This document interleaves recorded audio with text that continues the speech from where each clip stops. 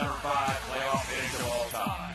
The Immaculate Reception. It might be the greatest play in NFL history. I think it's the single greatest play in NFL history. It's pretty hard to put it at 5, no? We still have no idea what happened there. And the way that thing ended, that's got to be number 1.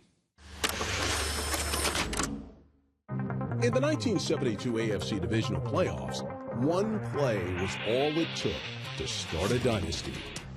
It's either the greatest play in the history of football, or it's the crime of the century if you're a Raider fan. Pittsburgh's ball at their own 40-yard line, 22 seconds left to play. Franco must put it in the air.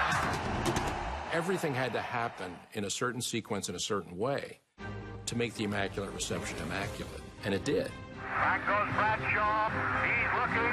He's in trouble back there. He rolls out to the right.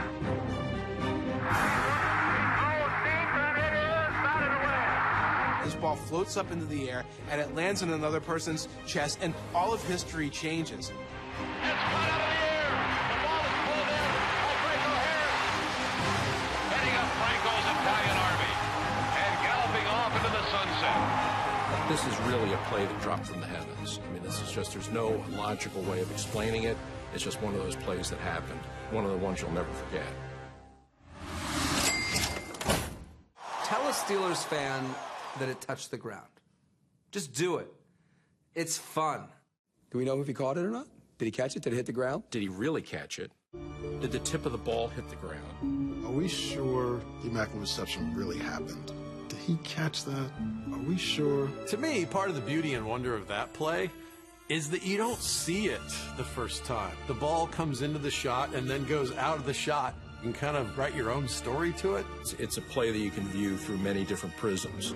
Until you watch the other angles, and it kind of comes together. From out of nowhere came Franco Harris, riding a white stallion. This is one of the most mysterious things that happened. Tell Dave Damashek that the football touched the ground and watch him protect that play as if it were his child. That's up for you to decide. What do you know if it touched the ground? You weren't out there. I wasn't out there. Well, controversy is always good. It adds to the element of the whole thrilling aspect of it. Do we really know? We don't know, do we? Are you sure you want to know the truth? I don't want to be Nicholson to your cruise, fella. The ball definitely touched the ground, and all of Steelers fans' memories are a lie. All the things that turn on that bounce of the ball, the franchise that could never win, never get over the hump, SOS, same old Steelers. We think of it as a great play. We think of it as a signature moment in NFL history. May have changed their whole franchise direction. The ball bounces one way, something weird happens, and an entire history changes. They had a handful of plays like this, in addition to all of their excellence, that put them in a position to be that team that won 4 Super Bowls.